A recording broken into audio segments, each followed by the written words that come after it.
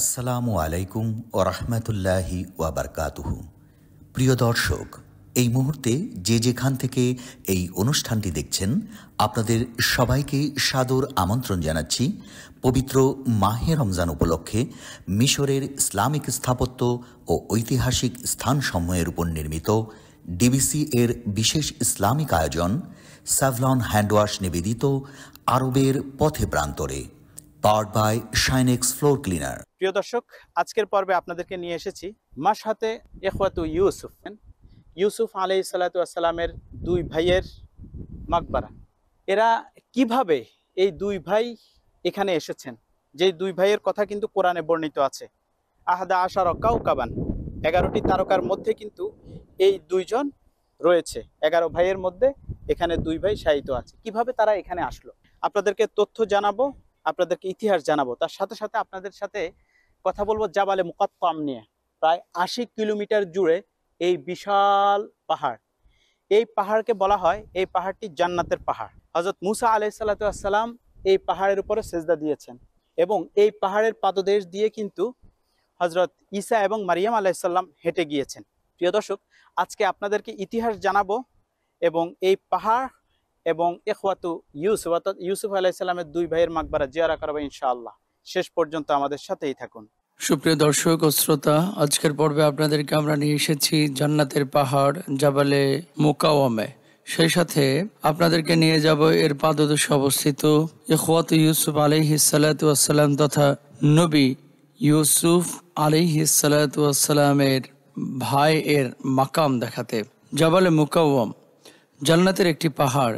নামটি গ্রহণ করা হয়েছে মুকাওয়াম ইবনে বাইসার ইবনে মিশর ইবনে হাম ইবনে নূ আলাইহিস সালাতু ওয়াস সালাম, অর্থাৎ হযরত নবী নূ আলাইহিস সালাতু ওয়াস সালামের একজন প্রপুত্র ছিলেন মুকাওয়াম। যে পাহাড়টি স্মৃতি বহন করে অনেক নবী রাসূল আলাইহিস সালাতু ওয়াস সালামের। বিশ্ববিখ্যাত ঐতিহাসিক আল মাকরিজি তার গ্রন্থে লিখেছেন, সৈয়দুনা আমর ইবনুল আস রাদিয়াল্লাহু তাআলা আনহু বলেন, হযরত আদম আলাইহিস সালাতু ওয়াস সালামের সামনে আল্লাহ তাআলা এই পৃথিবীকে তুলে ধরলেন। তিনি মিশরকে দেখে দোয়া করেছিলেন।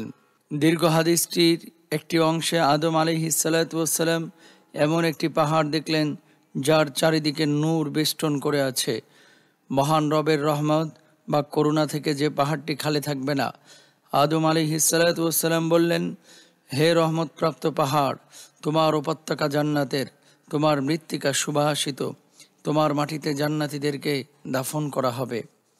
এবং এখানে সমাহিত রয়েছেন রাসূল আকরাম সাল্লাল্লাহু আলাইহি ওয়াসাল্লামের আহলে বাইত, সাহাবী ও অসংখ্য এমন জগৎ খ্যাত ইসলামের মনীষী, যাদের কথা আদম আলাইহিস সালাতু ওয়াস সালাম 1000 বছর পূর্বে বলেছিলেন।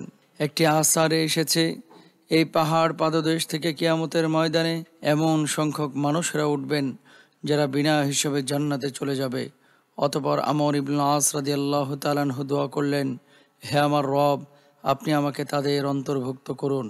ফুতুহি মিশর গ্রন্থে গ্রন্থকার উল্লেখ করেছেন, ইমাম লাইস রাহিমাহুল্লাহ থেকে বর্ণিত, মিশরের কিপ্তি শাসক মুকাউকিস সৈয়দুনা আমর ইবনুল আস রাদিয়াল্লাহু তাআলা আনহু কাছে আরজি পেশ করলেন 70,000 দিনারের বিনিময়ে যেন জাবালে মুকাওয়াম তার কাছে বিক্রি করে। তিনি চিঠিটি খলিফাতুল মুসলিমিন ওমর রাদিয়াল্লাহু তাআলা আনহুর নিকট পাঠালেন। উত্তরে খলিফা জানতে চাইলেন, এই পাহাড়ে এমন কি আছে যে এত মূল্যে ক্রয় করতে চাচ্ছ?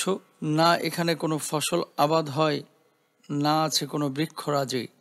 মুকাওকিস উত্তরে বলল, আমরা আমাদের কিতাবে পেয়েছি এই পাহাড়টি জান্নাতের একটি ভূখণ্ড বা শিকড়। প্রিয় দর্শক, আপনারা দেখছেন ডিবিসি এর বিশেষ ইসলামিক আয়োজন স্যাভলন হ্যান্ডওয়াশ নিবেদিত আরবের পথে প্রান্তরে, powered by Shinex floor cleaner. দর্শক, সময় হয়েছে বিরতিতে যাওয়ার। নিচ্ছি ছোট্ট একটি বিরতি, ফিরছি একটু পরেই, আমাদের সাথেই থাকুন। এই পাহাড়ে হযরত ইয়াকুব আলাইহিস সালাতু ওয়াস সালাম 3 বছর বসবাস করেছেন, যেখানে বসবাস করেছেন হযরত ইউসুফ আলাইহিস সালাতু ওয়াস সালামের ভাই ইয়াহুজা, যার দুই ভাই এই পাহাড়ের পাদদেশে শায়িত রয়েছেন। চলুন আপনাদেরকে আমরা নিয়ে যাই তার মাকবারাতে। ইউসুফ আলাইহিস সালাতু ওয়াস সালামের ভাই বা ইখওয়াতু ইউসুফ আলাইহিস সালাতু ওয়াস সালাম।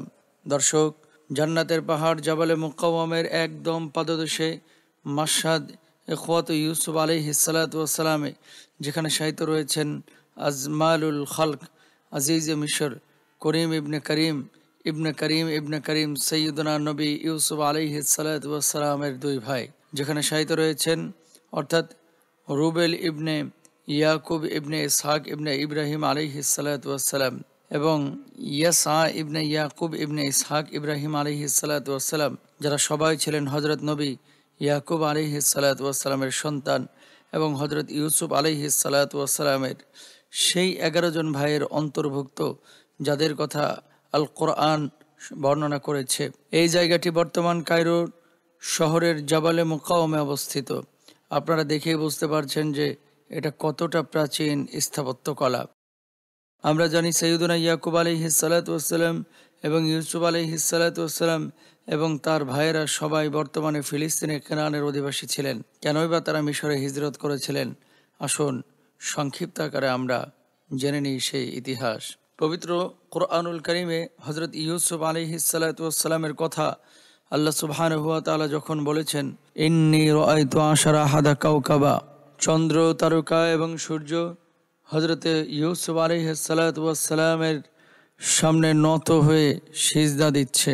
ইয়াকুব আলাইহিস সালাতু ওয়াস সালাম কর্তৃক নবুয়তের বন্ধনী, ভাইদের ষড়যন্ত্র, অন্ধকার কূপে নিক্ষিপ্ত বণিকের কাছে বিক্রি, মিশরে দাস হিসাবে প্রবেশ এবং আজিজে মিশরের রাজপ্রাসাদে বড় হওয়া, জুলাইখা আলাইহিস সালাতু ওয়াস সালামের ভিন্ন দৃষ্টি, আমন দেবতার মন্দিরের পুরোহিতদের ষড়যন্ত্র, জাবিরা কারাগারে 12 বছর বন্দিত্ব, ফারাও বাদশাহ আখনাতুনের গাভী ও গমের বীজের স্বপ্ন এবং এর ব্যাখ্যা প্রদান, আজিজে মিশরে ভূষিত হওয়া ইয়াকুব ও ইউসুফ আলাইহিস সালাতু ওয়াস সালামের ভাইদের মিশরে আগমন ইত্যাদি সমস্ত ঘটনাগুলো অনেক সুদীর্ঘ আলোচনার ব্যাপার। মিশরের রাজধানী কায়রো থেকে মাত্র 40 কিলোমিটার দূরেই অবস্থিত সেই মানাব বা মেনোফেস, যেখানে ছিল আজিজে মিশরের রাজপ্রাসাদ এবং এখানেই বসবাস করেছেন আউলাদে সৈয়দনা ইয়াকুব আলাইহিস সালাতু ওয়াস সালাম। এখানে রয়েছে সিজনে ইউসুফ, হাম্মাম জেলখানা, মসজিদ নবী মুসা আলাইহিস সালাতু ওয়াস সালাম। আজ আপনাদেরকে যেখানে নিয়ে এসেছি এটি জাবালে মুকাওয়াম, যেখানে বসবাস করতেন ইউসুফ আলাইহিস সালাতু ওয়াস সালামের আরেক ভাই ইয়াহুজা।